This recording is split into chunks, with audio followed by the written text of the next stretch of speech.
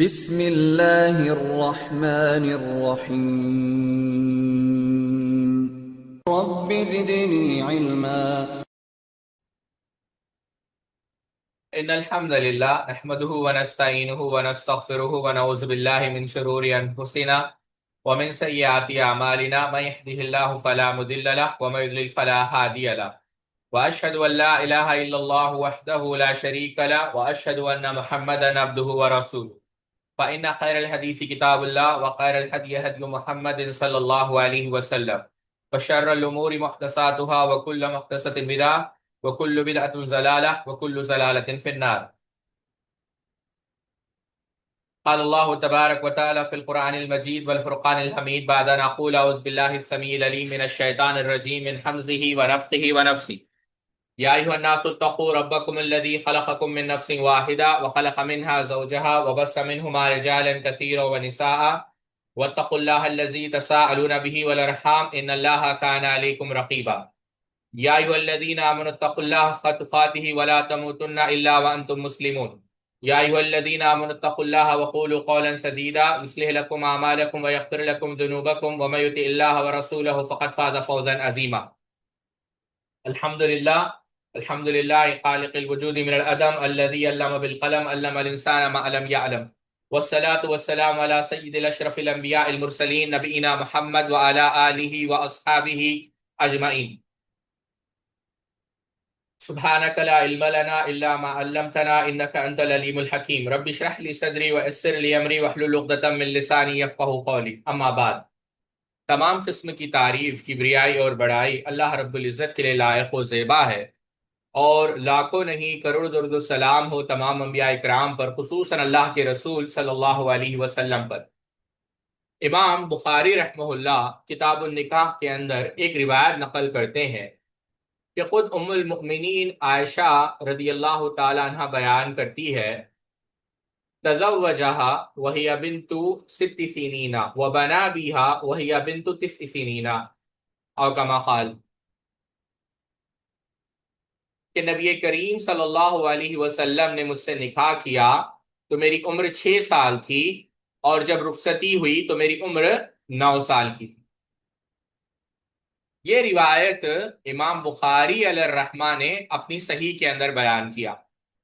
اب یہاں پر ایک بات یاد رکھے ساتھیو، امام بخاری رحمہ اللہ کا جو مقام ہے یہ کوئی معمولی مقام نہیں ہے، اور خود امام بخاری رحمہ اللہ کے بعد جو امام بخاری رحمہ اللہ سبحان اللہ یعنی ان کی جو صحیح ہے اس کا مقام ہے، اگر آپ صرف کسی بھی بخاری کی شرح کو آپ اٹھا لیں، کسی بھی بخاری کی شرح کو آپ اس کا مقدمہ پڑھ لیں تو آپ کو سمجھ میں آ جائے گا کہ امام بخاری رحمۃ اللہ علیہ کا مقام کیا ہے، اور اس کے بعد امام بخاری علیہ الرحمہ کی صحیح کا مقام کیا ہے۔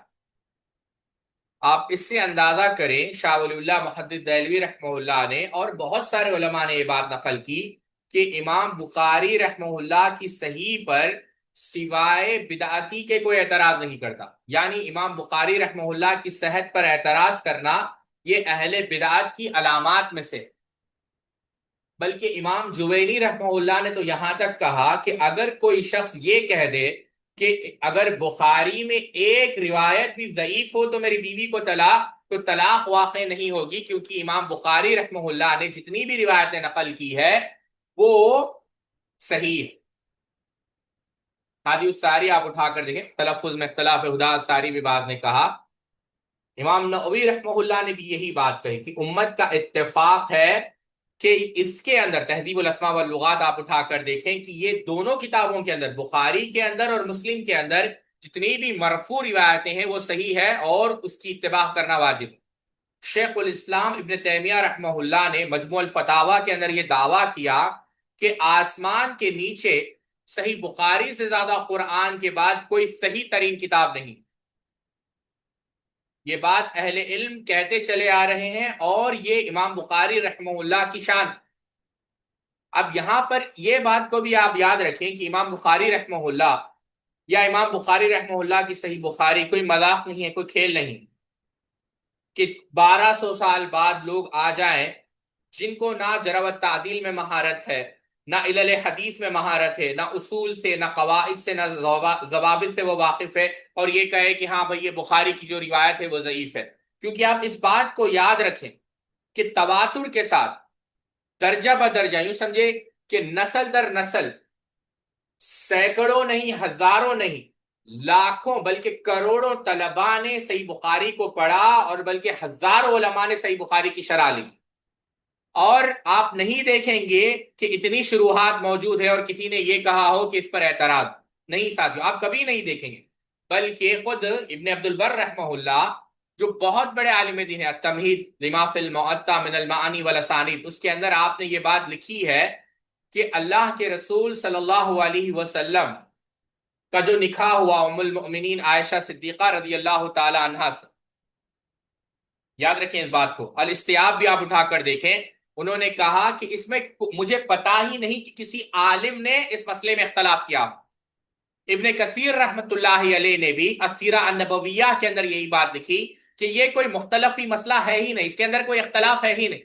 تو آج جو اختلاف کر رہے ہیں تو آیا ان کو دیکھنا چاہیے کہ 1200 سال میں جو مسئلہ نہیں اٹھا، یا اس سے پہلے کسی نے مسئلہ نہیں اٹھایا، تو آج یہ مسئلہ کیسے اٹھ رہا؟ تو کیا یہ ان کی غلطی ہے؟ اب آپ تعجب کریں گے، یہ میں کوئی آپ کو قصہ کہانی نہیں سنا رہا ہوں، بعض لوگوں نے یہاں تک لکھا ہے سبحان اللہ کہ یہاں پر روایت کرنے والے سے غلطی ہو گئی۔ غور کریں اس الفاظ پر کہ کہا کہ نہیں بھائی یہ روایت جو ہے ہو سکتا ہے کہ ام المؤمنین عائشہ صدیقہ رضی اللہ تعالی عنہ کو اپنی عمر یاد نہیں رہی۔ یہ ایسی خاتون ہے، کل ہم نے دیکھا کہ جنہوں نے علم طب سیکھا، میڈیسن سیکھی، بس دواؤں کو یاد کر کر، اور آپ یہ کہتے ہیں کہ پروبیبلی، اور وہ بھی کیسے کہتے ہیں وہ لوگ کہ دیر آر چانسز کہ ان کو خود اپنی عمر یاد نہیں رہی ہو۔ اور یہ صرف ایک حدیث نہیں، بس میں آپ کو بتا رہا ہوں، ام المؤمنین عائشہ صدیقہ رضی اللہ تعالیٰ عنہ نے یہ بات بیان کی، ٹھیک ہے؟ اب میری بات کو غور سے سنیں۔ اب ام المومنین عائشہ صدیقہ رضی اللہ عنہ نے یہ بات بیان کی، اب یہاں پر سند میں ہم نے کس کو دیکھا کہ ہشام بن عروہ بن زبیر سے بیان کرے، اور عروہ ابن زبیر کون ہیں؟ ان کے بھانجے۔ ام المومنین سے یہ بات نقل کرنے والے کتنے لوگ ہیں ساتھیوں؟ پتا ہے آپ کو؟ آپ حیران ہو جائیں گے، 9 لوگوں نے ام المومنین سے روایت بیان کی، یعنی ڈائریکٹ ام المومنین نے یہ بات کہی، اور 9 لوگوں نے کہا کہ ہم نے ام المومنین عائشہ صدیقہ رضی اللہ تعالی عنہا سے یہ بات سنی۔ عروہ ابن زبیر رحمت اللہ علیہ، انہوں نے کہا کہ میں نے ام المومنین سے سنا، آپ نے کہا کہ آپ کی عمر 6 سال تھی۔ اسود بن یزید رحمت اللہ علیہ، انہوں نے یہی بات کہی۔ ابو سلمہ ابن عبد الرحمن ابن عوف، انہوں نے یہی بات کہی۔ سمجھ رہے ہیں آپ بات؟ یہی ابن عبد الرحمن ابن حاتب المدنی، انہوں نے یہی بات کہی۔ عبداللہ ابن عبداللہ ابن ابی ملیکہ، انہوں نے یہی بات کہی۔ قاسم بن محمد بن ابی بکر التیمی، یہ کون ہیں؟ ام المومنین کے بھانجے ہیں، بھتیجے ہیں، بھائی کے بیٹے ہیں۔ عبداللہ ابن صفوان، اور اس کے بعد ابو عبیدہ ابن عبداللہ ابن مسعود الکوفی، عبد الملک ابن عمیر ابن سوید، یہ 9 لوگوں نے روایت بیان کی، اور براہ راست ڈائریکٹلی یہ بات سنی ام المومنین سے۔ تو یہ صرف عروہ ابن زبیر صرف ان کے بھانجے نقل نہیں کر رہے ہیں، 9 علماء اس وقت کے ائمہ یہ بات براہ راست ام المومنین سے نریٹ کر رہے ہیں، ام المومنین سے بیان کر رہے ہیں۔ آپ عروہ ابن زبیر کو لے لیں، عروہ ابن زبیر روایت خود آپ نے دیکھا صحیح بخاری کے اندر ہے، یہی روایت صحیح مسلم کے اندر ہے، مصنف عبد الرزاق کے اندر ہے، امام نسائی نے سنن الکبریٰ کے اندر نقل کیا۔ عروہ ابن زبیر رحمہ اللہ سے 2 لوگوں نے بیان، ان کے بیٹے ہشام ابن عروہ نے بیان کیا کہ میں نے اپنے والد سے سنا۔ محمد ابن مسلم نے بھی یہی بات کی۔ محمد ابن مسلم سے مراد کون؟ امام زہری رحمۃ اللہ علیہ، کہ عروہ ابن زبیر نے ہم سے یہ بیان کیا۔ اسود ابن یزید سے کنہوں نے بیان کیا؟ ابراہیم نقی رحمۃ اللہ علیہ۔ تو یہ 9 لوگوں نے براہ راست ام المؤمنین سے روایت بیان کی۔ پھر ہشام ابن عروہ رحمہ اللہ سے روایت کرنے والے کافی سارے علماء ہیں۔ عبد الرحمن ابن ابی زناد نے ان سے بیان کیا، مسند احمد آپ اٹھا دیں۔ سعید ابن عبد الرحمن ابن عبداللہ نے ان سے بیان کیا، یہ بھی الکفایہ آپ اٹھا لیں۔ ابو اسامہ حماد ابن اسامہ نے ان سے بیان کیا۔ معمر ابن راشد نے بیان کیا، مصنف عبد الرزاق۔ علی القریشی الکوفی نے اس کو بیان کیا۔ سفیان ابن عیینہ نے بیان کیا۔ وہب ابن خالد البصری نے بیان کیا۔ عبدہ بن سلیمان نے بیان کیا۔ وکیع بن جراح نے بیان کیا۔ اسماعیل ابن زکریا نے بیان کیا۔ ابو معاویہ نے بیان کیا۔ حماد ابن زید نے بیان کیا۔ حماد ابن سلمہ نے بیان کیا، جعفر ابن سلیمان نے بیان کیا، سفیان ابن سعید الثوری نے بیان کیا، زریر بن عبد الحمید نے بیان کیا۔ 16، کتنے؟ 16 لوگوں نے ان سے روایت کیا، 16۔ اور لوگ سے مراد کوئی معمولی لوگ نہیں، اس وقت کے حدیث کے ائمہ ہیں جنہوں نے یہ روایت ہشام ابن عروہ سے بیان کی۔ تو اب آپ دیکھیں، صرف میں یہاں پر بات کو دہرا رہا ہوں تاکہ آپ اس بات کو سمجھیں۔ ہشام ابن عروہ تو صرف ایک شاگرد ہے جو عروہ ابن زبیر سے بیان کر رہے ہیں۔ ام المومنین سے براہ راست کتنے لوگوں نے بیان کی یہ روایت؟ جنہوں نے ڈائریکٹ ام المومنین سے یہ بات سنی، 9۔ پھر 9 میں سے عروہ ابن زبیر سے بیان کتنے لوگوں نے کی؟ بہت سارے لوگوں نے۔ ہشام ابن عروہ نے بھی بیان کی، ابن شہاب الزہری نے بھی بیان کی۔ چلو 2 ہی مان لیتے ہیں، بہت سارے اگر ہم نہ مانیں۔ ہشام ابن عروہ سے 18 لوگوں نے اس کو بیان کیا۔ تو ابھی ہم دوسری طرف تو جا ہی نہیں رہے۔ شیخ ابو اسحاق الحویری نے تفصیل سے اس پر لکھا ہے، کتابیں کھول کر بتائی ہے، وہ ہمارا موضوع نہیں ہے، بلکہ آپ جو اسکرین پر کتاب دکھ رہی وہ بھی آپ پڑھ لیں تو آپ کو یہ پورے حوالہ جات مل جائیں گے، میں اختصار آپ کے سامنے نقل کر رہا ہوں۔ تو یہ ہشام ابن عروہ رحمہ اللہ سے اتنے لوگوں نے بیان کیا۔ اب یہاں پر ایک جو یہ کہا جاتا ہے کہ ہشام ابن عروہ رحمہ اللہ نعوذ باللہ من ذالک آخری حالت میں جو ہے اختلاط کا جو ہے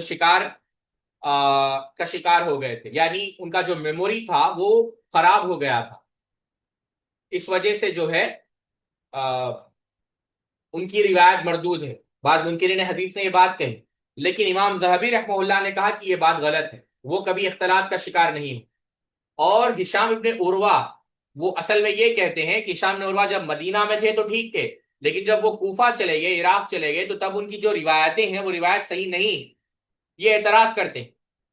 امام ذہبی رحمہ اللہ نے کہا کہ نہیں، پہلی بات تو ان کی میموری خراب ہوئی ہی نہیں، اگر مان لے کہ خراب ہوئی بھی ہے تو ہشام ابن عروہ سے بیان کرنے والے میں عبد الرحمن ابن ابی زناد بھی ہے، سعید ابن عبد الرحمن بھی ہے، یہ تو مدینہ کے،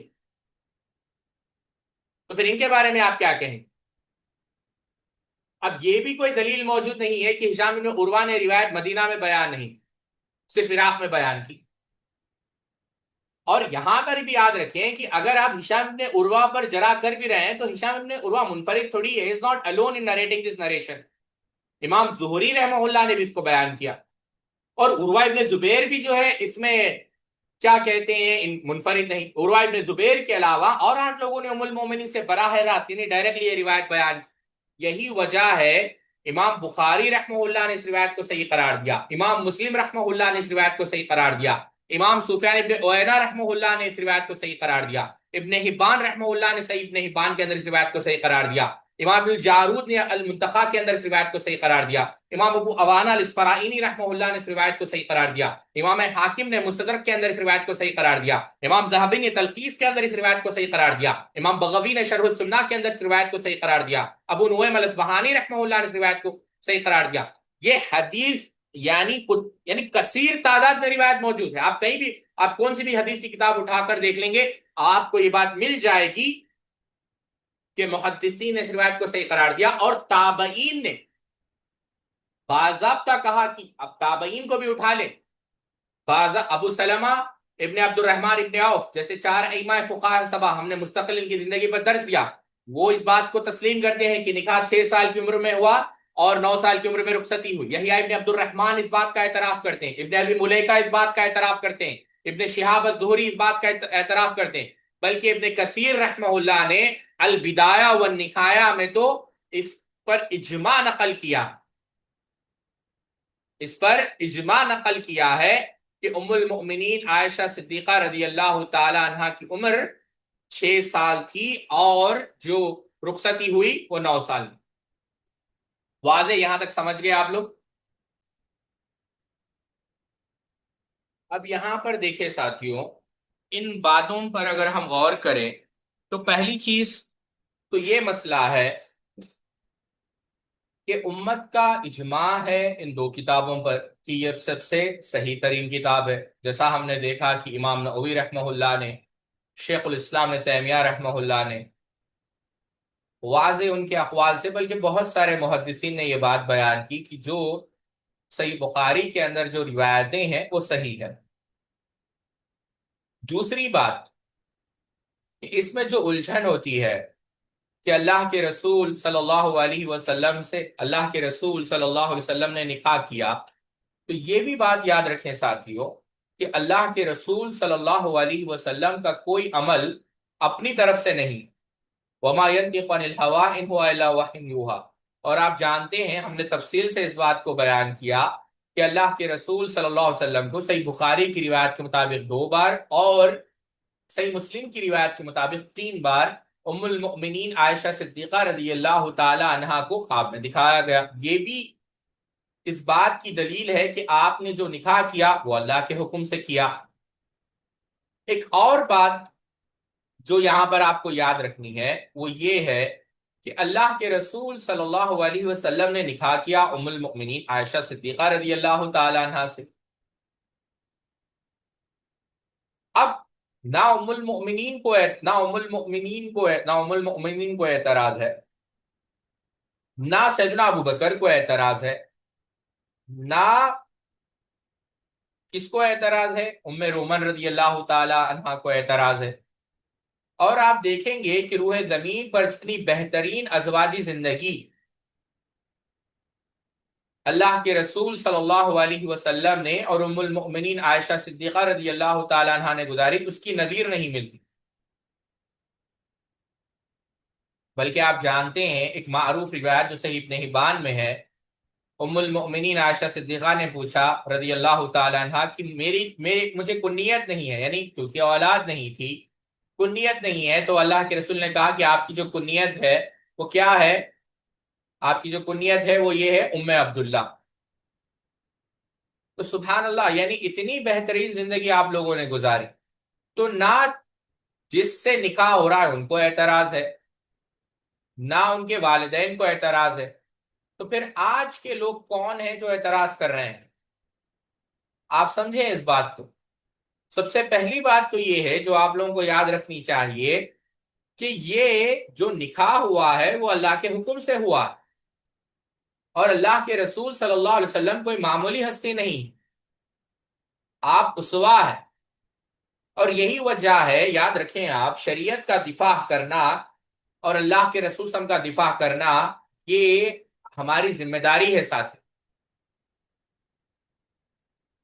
اور یہ کوئی بری بات نہیں ہے نکاح کرنا۔ آپ دیکھیں خود ام المؤمنین عائشہ صدیقہ رضی اللہ عنہ کا قول ہے کہ جب 9 سال اس وقت عرب کے زمانے میں ہوتے تھے تو وہاں پر جو ہے بچی بڑی ہو جاتی تھی، اور یہاں ہم اس ناحیے سے بحث نہیں کریں گے کہ غیر مسلم کے اعتراضات کا جواب دیں، کیونکہ اگر ہم اس طرف جائیں گے تو بات بڑی لمبی ہو جائے گی۔ کیونکہ اگر آپ جو تحریف شدہ ان کی مذہبی کتابیں ہیں، چاہے وہ بائبل ہو، اولڈ ٹیسٹمنٹ ہو، نیو ٹیسٹمنٹ ہو، وہاں پر آپ کو بہت ساری ایسی روایتیں ملیں گی جہاں پر 6 سال تو بہت زیادہ ہے، بلکہ 6 سال سے کم نکاح کے واقعات موجود۔ اور آج بھی آپ دور نہ جائیں، اگر آپ اپنی دادی سے یہ بات پوچھ لیں کہ ان کا نکاح کب ہوا ہے تو آپ کو زیادہ حیرانگی نہیں ہوگی یہ مسئلہ سمجھنے میں، ٹھیک ہے؟ تو یہ کوئی ایسی بات نہیں ہے جس پر حیران ہو جائے، یا پھر یعنی عقل بھی اس بات کو تسلیم کرتی ہے اور سائنس بھی اس بات کو تسلیم کرتی ہے کہ 9 سال میں نکاح کرنا یعنی اس وقت یہ کوئی عیب والی بات نہیں ہے، ایک بالکل فطری نیچرل بات ہے۔ آپ سمجھیں اس بات کو۔ ہم نے یہ جو روایتیں بیان کی ہے وہ اس نقطہ نظر سے تاکہ منکرین حدیث کا رد ہو سکے، جو حدیث کی کتابوں پر بغیر علم کے، بغیر بصیرت کے اعتراض کرتے ہیں۔ یہاں پر میں وہ بھی بعض اعتراضات جو وہ کرتے ہیں وہ اختصار سے آپ کے سامنے نقل کروں گا، لیکن آپ اس ناحیے سے دیکھیں۔ پہلی بات تو یہ ہے جو آپ کو یاد رکھنی ہے کہ یہ حدیث پہنچی ہے، اہل علم نے اس کو نقل کیا ہے، تو یہ کیسے ممکن ہے کہ 1200 سال سے کسی عالم کو یہ مسئلہ سمجھ میں نہیں آیا، اور آج جو ہے یہ مسئلہ بعض نام نہاد محققین کو، مفکرون، وہ علامہ تو ہے لیکن جہالت میں، علم میں نہیں، اور یقیناً نہیں۔ اس کو اہل علم نے نقل کیا ہے باضابطہ کہ ام المؤمنین کی عمر جو ہے 6 سال تھی اور رخصتی کے وقت 9 سال تھی، اور صحیح بخاری کے بہت سارے شروحات ہیں، کسی کو یہ مسئلہ پیش نہیں آیا کہ ہاں بھائی اس کا دفاع کیا جائے، ایک عام سی بات، یہ پہلی چیز ہے۔ کہ یہ بات صحیح بخاری کے اندر ہے، اور دوسری بات محدثین نے اس حدیث کو صحیح قرار دیا ہے، اور صرف ہشام ابن عروہ نہیں، بہت سارے لوگوں نے اس کو بیان کیا ہے اور بیان کرتے آ رہے ہیں۔ دوسری بات، جو نکاح ہوا ہے یہ اللہ کے رسول ہے صلی اللہ علیہ وسلم، جو ہمارے لیے اسوا ہے، اور اللہ کے رسول صلی اللہ علیہ وسلم کا قول فعل اور ایک امتی کے قول فعل میں زمین و آسمان کا فرق ہے۔ اگر ابن حجر کوئی بات کہے، ابن تیمیہ کوئی بات کہے، چاہے امام ابو حنیفہ کوئی بات کہے، امام مالک کہے، امام احمد ابن حنبل کہے، مالک ابن انس کہے رحمہ اللہ اجمعین، ان کا بات، ان کا قول، ان کا فعل، ان کی تقریر، ان کا فتویٰ دلیل کا محتاج ہے۔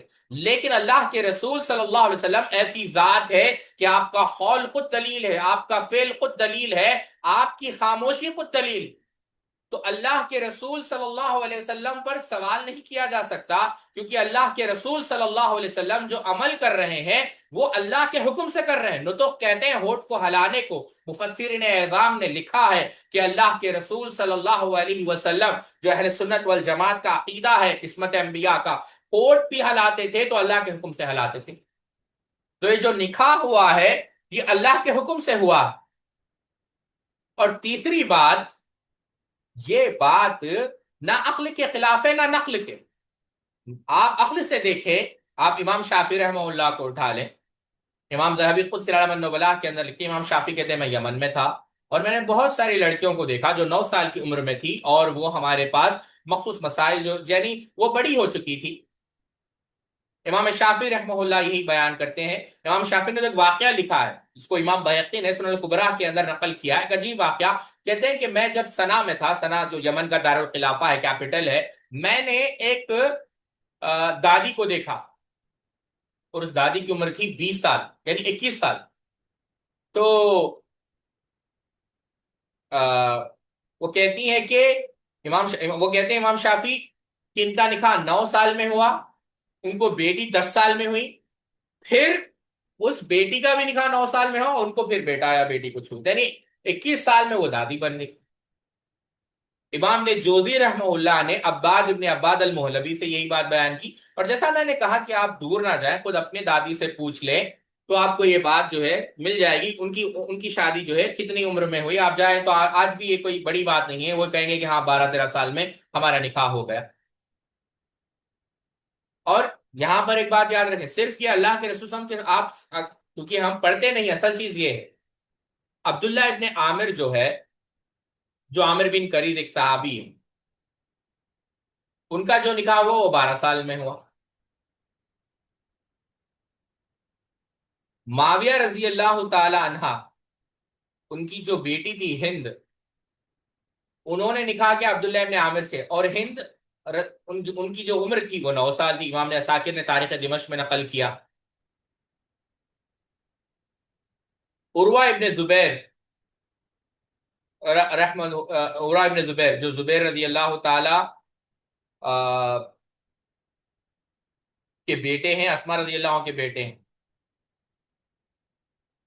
ان کی جو کیا کہتے ہیں انہوں نے جو نکاح کیا، عروہ ابن زبیر رحمۃ اللہ علیہ، کیا کہتے ہیں اس کو، چاچا، ہاں چاچا یا طیبہ کہتے ہیں نا، تو ان کی جو چچیری یا طاہری بہن جو تھی فاطمہ، ان سے نکاح کیا عروہ ابن زبیر رحمۃ اللہ، اور ان کی عمر 9 سال تھی۔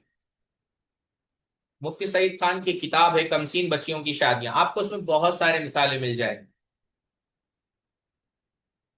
تو یہ کوئی بڑی بات نہیں ہے ساتھیوں، عقلاً بھی اور نقلاً بھی، سائنس سے بھی یہ بات ثابت ہے۔ تو اس پر اعتراض کرنا یا شبہ اٹھانا یہ قسم کی حماقت ہے۔ اب آئیے ان روایتوں کو دیکھتے ہیں جن کو یہ بنیاد بناتے ہیں اور کہتے ہیں کہ جو عمر تھی اس وقت 18 سال تھی۔ ایک تو پہلی بات جو یہ قرائن، یعنی جو سپورٹنگ ایویڈنس کہہ لیں آپ، کہتے ہیں کہ سیدہ اسماء بنت ابی بکر رضی اللہ تعالی عنہ، جو ام المومن کی بہن تھی، ان کی جو وفات ہوئی 73 ہجری میں، اور آپ کی عمر اس وقت 100 سال تھی، اور ام المومن عائشہ صدیقہ ان سے 10 سال چھوٹی تھی، اور سیدہ اسماء کی عمر ہجرت کے وقت 27 یا 28 سال تھی۔ تو اس اعتبار سے دیکھا جائے تو ام المومن کی عمر کتنی ہوگی؟ اب ان کی عمر 27-28 ہے، 10 سال چھوٹی مطلب 17-18 کی ہوگی۔ اب پہلی بات تو یہ ہے کہ یہ بات تو ثابت ہو کہ ام المؤمنین عائشہ صدیقہ رضی اللہ عنہ کی جو عمر ہے وہ سیدہ اسما سے جو ہے 10 سال چھوٹی، یہ بات ہی ثابت نہیں۔ اس کو عبد الرحمن ابن ابی زناد نے نقل کیا، لیکن یہ جو قول ہے ان کا، اس کی جو سند ہے وہ منقطع ہے۔ ٹھیک ہے، تو یہ بات ثابت نہیں۔ حالانکہ اس کے برعکس آپ دیکھیں، یہ بات ثابت ہے کہ جب اللہ کے رسول صلی اللہ علیہ وسلم کی وفات ہوئی تو ام المؤمنین عائشہ صدیقہ رضی اللہ تعالی عنہا کی جو عمر تھی وہ 18 سال تھی۔ ٹھیک ہے، ایک اور روایت یہ پیش کرتے ہیں کہ سیدہ فاطمہ رضی اللہ تعالیٰ عنہ، جو ام المؤمنین سیدہ عائشہ ہے، وہ سیدہ فاطمہ سے 5 سال چھوٹی تھی، اور سیدہ فاطمہ رضی اللہ تعالی عنہا جو ہے 10 ہجری میں ان کی وفات ہوئی، اس کے وقت عمر 30 یا 35 سال تھی۔ تو یہ ایک کیلکولیشن۔ اب یہ بھی بات ثابت نہیں کہ جو ام المؤمنین عائشہ ہے وہ سیدہ فاطمہ سے جو ہے 5 سال چھوٹی تھی، اس پر بھی کوئی دلیل نہیں۔ ایک اور روایت پیش کرتے ہیں عربی نام معلوم ہونے کی وجہ سے۔ یہ دیکھیں دھوکہ کیسے دیتے ہیں، آپ کتابیں اٹھا کر دیکھیں آپ کو سمجھ میں آئے گی۔ وہ یہ کہتے ہیں کہ امام طبری رحمہ اللہ نے لکھا کہ سیدنا ابوبکر رضی اللہ عنہ کی جو تمام اولاد ہے وہ بعثت نبوی سے پہلے پیدا ہو۔ حالانکہ ایسا ترجمہ ہے ہی نہیں ساتھی، یہ ترجمہ غلط کیا گیا۔ اگر آپ دیکھیں امام طبری رحمہ اللہ نے خود یہ بات لکھی ہے، خود امام طبری نے یہ بات لکھی ہے کہ ام المؤمنین عائشہ صدیقہ رضی اللہ تعالی عنہا کا جو نکاح ہوا 6 سال کی عمر میں۔ تو کیا یہ ہو سکتا ہے کہ امام طبری جیسا عالم ایک ہی وقت میں 2 کانٹرڈکٹنگ سٹیٹمنٹس دے؟ یہ کہا کہ سیدنا ابوبکر رضی اللہ تعالی عنہ نے یہ نام رکھا تھا، ان کے یہ نام عبد الرحمن اور عائشہ، اور ان کے جو والدہ ہیں ام رومن، ان سے نکاح ہوا تھا دور جاہلیت میں۔ تو یہ بات کہی گئی، تو کیا اس سے یہ بات نکلتی ہے کہ وہ اسی وقت پیدا ہوئے اور اسی وقت نام رکھا گیا؟ بات یہ ہے کہ ام رومن سے نکاح ہوا دور جاہلیت میں، اور ان سے 2 اولادیں ہوئی، اور وہ 2 اولادوں کا نام، ایک کا نام عبد الرحمن ہے اور دوسرے کا نام ام المؤمنین عائشہ ہے۔ اب انہوں نے اس سے یہ ترجمہ کیا، اور یہی عربی نہ آنے کی وجہ سے ایسی غلطیاں لوگ کرتے ہیں۔ یہ ترجمہ کیا کہ دیکھو اس سے یہ بات ثابت ہوتا ہے کہ امام طبری کہتے ہیں کہ اللہ کے رسول صلی اللہ علیہ وسلم نے نبوت کا دعویٰ کیا اس سے پہلے ہی جو ہے ام المؤمنین کی ولادت ہو۔ اب پہلی بات تو یہ بھی جھوٹ ہے، کیونکہ کلبی اور واقدی نے یہ لوگوں نے نقل کیا ہے، یہ بات ثابت نہیں۔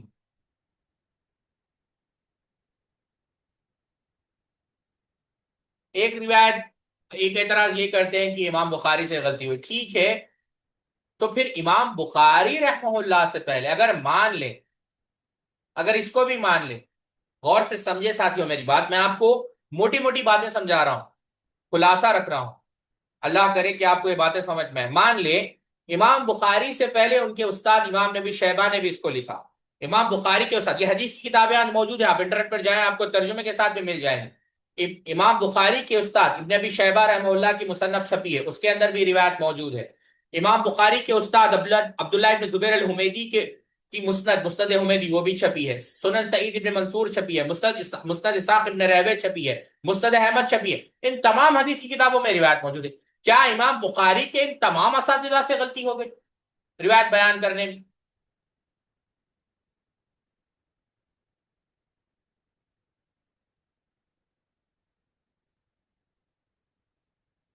ٹھیک ہے، تو یہ پتہ یہ چلا کہ یہ جو باتیں بیان کی جاتی ہے یہ درست نہیں ہے۔ اللہ رب العزت ہمیں حق بات کہنے کی اور حق بات سمجھنے کی توفیق عطا فرمائے۔ یہاں پر 2-3 سوالات جو آئے ہیں میں اس کو رکھ کر اپنی بات ختم کرتا ہوں۔ پہلا سوال تو یہ آیا ہے کہ یہ ام المؤمنین عائشہ صدیقہ رضی اللہ تعالی عنہا نے کن کن صحابہ سے ان کا علمی